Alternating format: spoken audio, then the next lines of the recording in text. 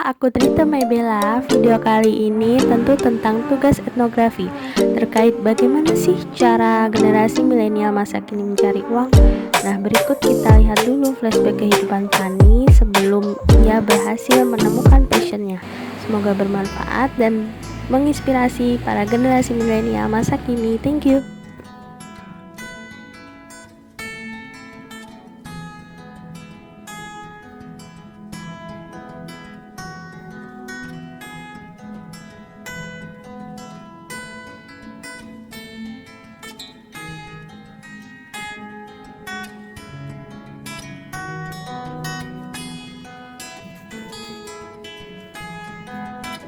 Nah, pada bagian ini Fanny sadar bahwa dia punya passion di bidang tulis menulis. Akhirnya dia pun memutuskan untuk mencari lowongan pekerjaan tentang penulis freelance untuk mahasiswa. Sebelumnya dia sedang kebingungan apa sih yang harus dia dapatkan gitu. Akhirnya dia mencari jalan dan membuat CV untuk melamar pekerjaan tersebut.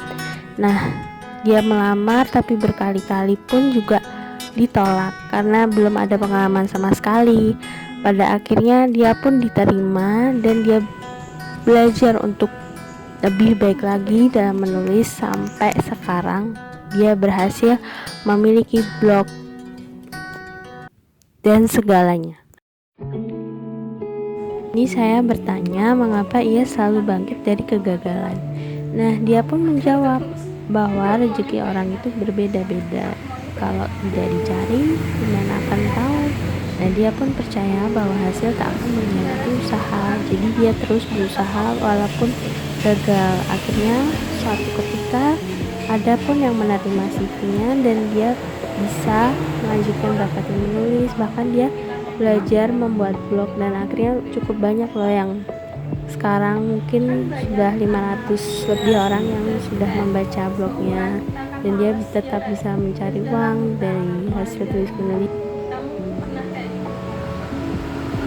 juga tidak masalah loh, dan jangan pernah malu untuk bekerja sambil kuliah jika itu memang pilihan seseorang, karena kapan lagi sih bisa cari pengalaman di luar kampus. Nah, jadi nggak cuma nongkrong-nongkrong tanpa makna aja, tapi kalian juga bisa tahu di mana passionnya.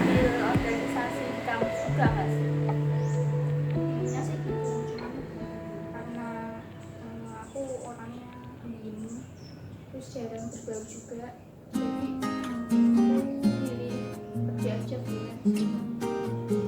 Iya, terus nyari pengalaman juga.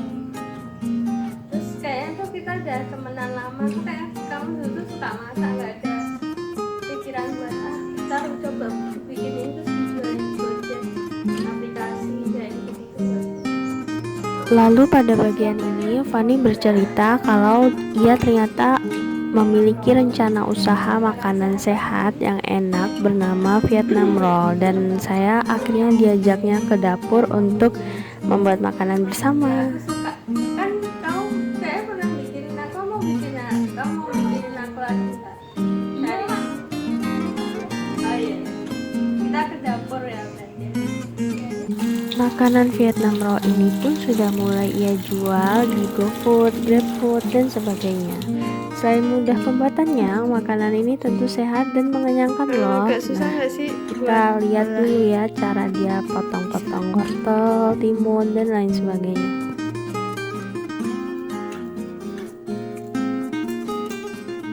Terus dikecilin gitu kan, soalnya banyak orang yang nggak suka sayur kan, jadinya dia sukanya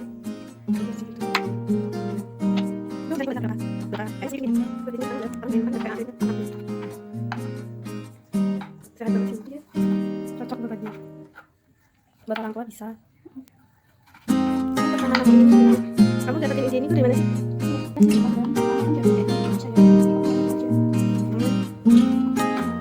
Aku perlu bantu nggak sih?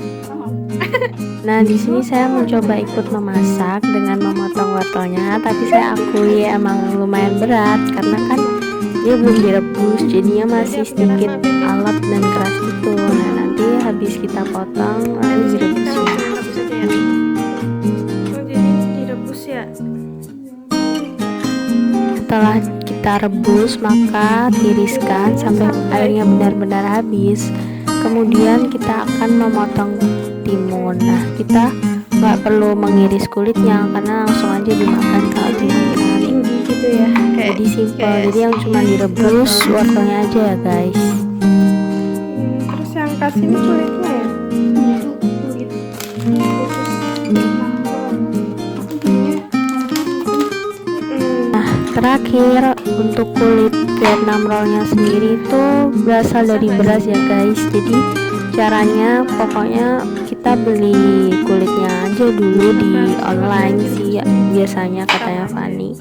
Nah, kita habis beli kulit di online, Jadi ntar kita habis itu kita cuman masukin kulit itu di air panas aja, cukup khususnya sebentar aja, kira-kira 2 menit. Ambil satu itu, Habis itu terus diangkat lalu masukkan sayur terus dimasukin air ayam, hangat gitu ya, biar dia atau bisa diganti dengan telur maupun sosis ataupun krep biar enak sesuai selera. dari beras ya. Jarang lagi, masih jarang yang udah sempat ada di Grab ya. Kamu masukin gitu kan. Aku belilah kapan-kapan. kamu gaji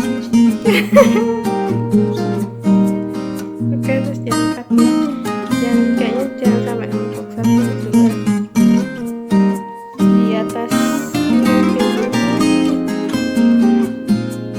Terus kita isi sayuran yang tadi ya. Isi sayuran sama biasanya apa sih, telur apa ayam, apa bisa dua-duanya?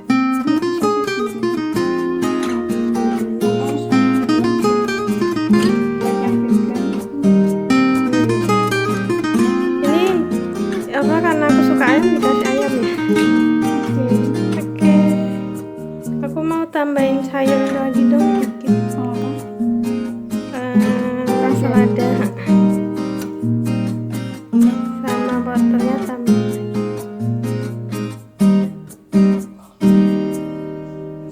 Hai, terus digulung ya.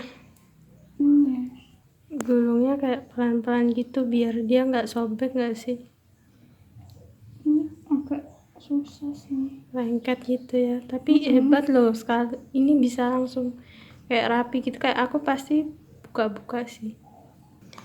Voila, ye, jadi ntar kayaknya makannya sama mayones nikmat ya. Oke. Ye, udah jadi 4 dong. Ini buat aku 5. semua. Oh ya 5. Terus pakai apa kita, mayones ya? Itu kalau ada yang besar banget buat aku kayaknya. Udah guys, itu sekian dari masak-masak kita yang jadi 4 nih. Akhirnya kita mau makan dulu, nanti penutupnya di depan aja penjelasan buat hal-hal lainnya tuh. Oke, udah dulu ya guys. Kalau hari ini kan kita udah lihat juga mulai dari aktivitas kerja sampai kuliah, terus dia mau coba-coba masak gitu lagi. Jadi udah sore juga, aku udah dapat ilmu yang banyak dari wawancara ini. Terus makasih ya Tius sudah mau membantu mengerjakan tugas etnofotografi. Pada sesi penutup terakhir, saya pun mengucapkan terima kasih banyak, serta adakah motivasi untuk orang-orang di luar sana agar mengurangi jumlah pengangguran di Indonesia gitu. Akhirnya Fanny pun menjawab bahwa jutaan pengangguran dari S1 gitu loh. Terus ada nggak saran buat mereka? Bahwa pada mahasiswa maupun yang sudah lulus jangan pernah menyerah untuk cari pekerjaan atau kembangkan kreativitas kalian, karena di sini bahkan sekarang kita punya banyak fasilitas yang bisa dimanfaatkan, banyak pekerjaan freelance dan lain sebagainya. Ujar Fanny.